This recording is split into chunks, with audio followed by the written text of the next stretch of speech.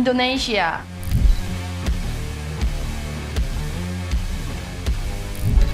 F4.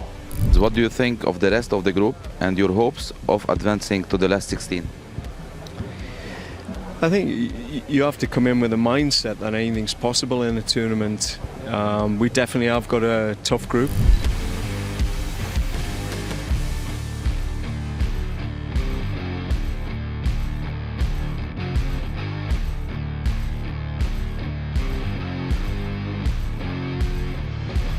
So we're definitely coming in here with a mindset that we want to go further than any other Indonesian team and make history.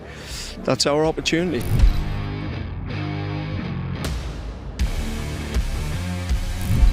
Kita lupakan sejenak hiruk-pikuk dunia yang sedang gonjang-ganjing belakangan ini. Saatnya kita satukan dukungan untuk timnas Indonesia yang akan berlaga di Piala Asia 2027. AFC baru saja merilis hasil drawing babak grup Piala Asia 2027. Skuad Garuda Nusantara asuhan John Hetman yang tergabung di grup F kembali menantang sang raja terakhir yakni timnas Jepang. Gak hanya itu, timnas Indonesia juga harus menghadapi tim kuat lainnya seperti Qatar dan juga Jepang.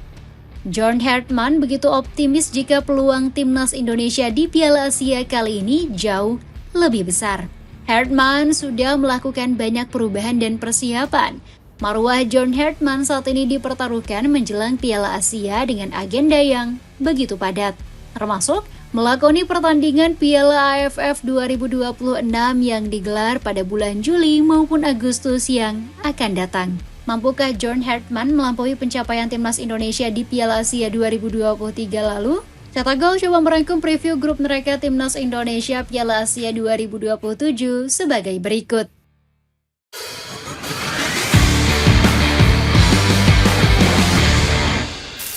Mental berani mati John Hetman hadapi grup neraka Piala Asia.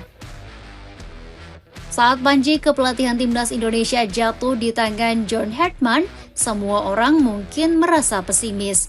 Julukan King Indo yang begitu melekat pelan-pelan sudah mulai memudar. Gairah rakyat Indonesia perlahan hilang sejak timnas gagal lolos ke Piala Dunia. Ditambah lagi Hetman belum bisa membuktikan kualitasnya di ajang FIFA Series bulan Maret lalu. 5 laga sudah John Hetman menemani timnas Indonesia. 5 liga itu pula pelatih asal Inggris tersebut menelan 3 kekalahan di ajang FIFA Series bulan Maret kemarin. Mereka pikir skuad Garuda Nusantara masih sama seperti dulu di bawah asuhan Patrick Kluivert. Tetapi semua itu sudah berubah sejak John Hetman memegang kendali penuh. Meskipun performanya masih agak lain, tapi ada satu perubahan yang diwariskan oleh Hetman, yakni mental yang kembali terangkat serta kedisiplinan pemain yang kembali berkoar. Setiap pertandingan memiliki tantangan uniknya sendiri. Akan ada mentalitas berbeda yang dibutuhkan untuk menjalani setiap laga, kata John Hetman. Menurut Hetman, fondasi yang kokoh merupakan bekal utama menjadi tim superior. Baginya ini bukan hal yang sulit karena Hetman pernah bekerja bersama para pemain-pemain top Eropa. Hetman menerapkan mental toughness agar bisa tampil lebih percaya diri. Mental yang sedang disiapkan Hetman memang sangat wajar, mengingat timnas akan menjalani agenda padat. Kita mulai dari yang levelnya internasional dan syarat akan gengsi, yakni Piala Asia 2027. Ya, AFC baru saja merilis hasil drawing Piala Asia 2027, di mana Indonesia tergabung di grup F. Indonesia sendiri berada di pot paling buncit yakni pot 4. Pot buncit inilah yang menjadikan skuad Garuda Nusantara tergabung di grup neraka dan bertemu dengan tim-tim unggulan. Bukan kaleng-kaleng, Indonesia akan kembali menantang sang raja terakhir yakni timnas Jepang. Ini adalah momentum tepat John Hetman untuk menunjukkan kualitasnya. Di bawah asuhan Sinteyong dan Patrick Kluivert, skuad Garuda Nusantara belum bisa menang. Tetapi yang perlu kamu ingat, Hajime Muriyasu pernah dibuat was-was. Pelatih timnas Jepang ini menilai level permainan tim Indonesia sudah meningkat drastis. Tetapi yang menjadi masalah saat itu adalah mentalitas para pemain yang begitu kendur. Lantas, bagaimana Herdman bisa menerapkan mentalitas yang sudah dia bentuk di laga melawan Jepang? Herdman meminta anak asuhnya untuk tidak kalah mental saat mendengar nama Jepang. Sang pelatih menyarankan agar anak asuhnya untuk tetap terus enjoy dengan status tim underdog. Banyak orang mungkin melihat ini sebagai grup yang sulit, tetapi di level AFC seperti ini setiap grup memang sulit. Yang terpenting bagi kita adalah melihat peluang yang ada ketika menghadapi tim papan atas seperti Jepang dan menikmati status underdog dalam pertandingan tersebut, kata Herdman. Tingkat kewaspadaan Herdman memang sangat wajar, mengingat gak cuma Jepang yang menghadapi timnas, ada timnas Qatar yang juga berpotensi akan menjegal langkah skuad Garuda. Memang secara ranking FIFA, skuad Ala Nabi masih lebih baik dari timnas Indonesia. Pasukan Julian Lopetegui berstatus sebagai juara bertahan dalam 2 edisi berturut-turut di Piala Asia. Gak mengherankan Lopetegui gak menganggap Indonesia sebagai tim terkuat. Pelatih timnas Qatar ini menyebut hanya Jepang yang bisa menyulitkan langkahnya. Jepang selalu menjadi salah satu kekuatan utama dalam sepak bola Asia. Mereka memiliki pemain-pemain berkualitas dan kami harus percaya pada diri sendiri, kata Lopetegui. Namun yang paling penting untuk diwaspadai adalah faktor non-teknis di luar lapangan yang bisa mengganggu fokus para pemain. Kita semua sudah tahu jika Qatar adalah tim dengan segudang kontroversi. Skuad Garuda Nusantara kerap dirugikan dengan keputusan wasit yang berat sebelah, mulai dari insiden VAR tidak berfungsi sampai wasit yang kerap memberikan hadiah penalti. Faktor-faktor kecil inilah yang bisa mengacaukan mental yang telah dibangun Herdman. Mental pemain yang sedikit terbentuk menjadi ujian nyata saat menghadapi timnas Thailand. Pertemuan dengan negeri Gajah Putih seolah deja vu karena sudah lama tidak berduel. Terakhir kali kedua negara saling berjibaku di ajang Piala AFF tahun 2022 yang lalu. Artinya sudah lebih dari 4 tahun lamanya Indonesia dan Thailand tidak berjumpa. Bahkan ini jadi kali pertama kedua negara bertemu di ajang bergengsi sekelas Piala Asia. Kalau di ASEAN, level Indonesia jauh di atas dari timnas Thailand. Banyak pemain abroad skuad Garuda Nusantara yang kini mulai berlaga di sejumlah kompetisi bergengsi Eropa.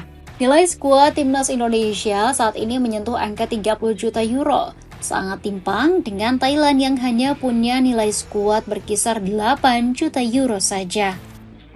Bekal manis John Herdman pernah kalahkan Jepang.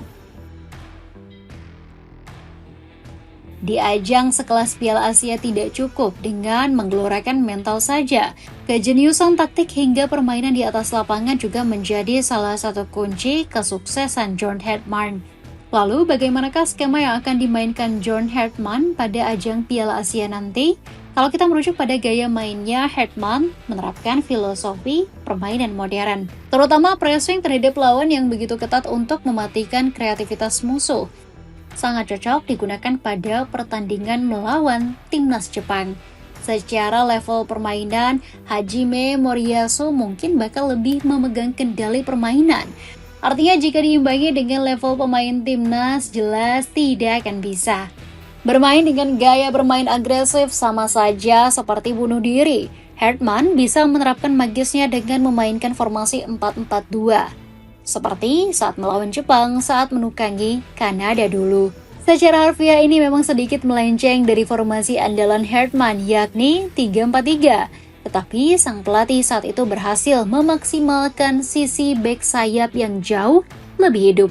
Serangan cepat dan melebar menjadi opsi paling masuk akal diterapkan Herdman saat itu. Wide overloads dari para bek sayap mampu menciptakan ruang untuk bisa counter attack. Skema ini dirasa sangat berhasil dengan mampu mengalahkan Jepang 1-2.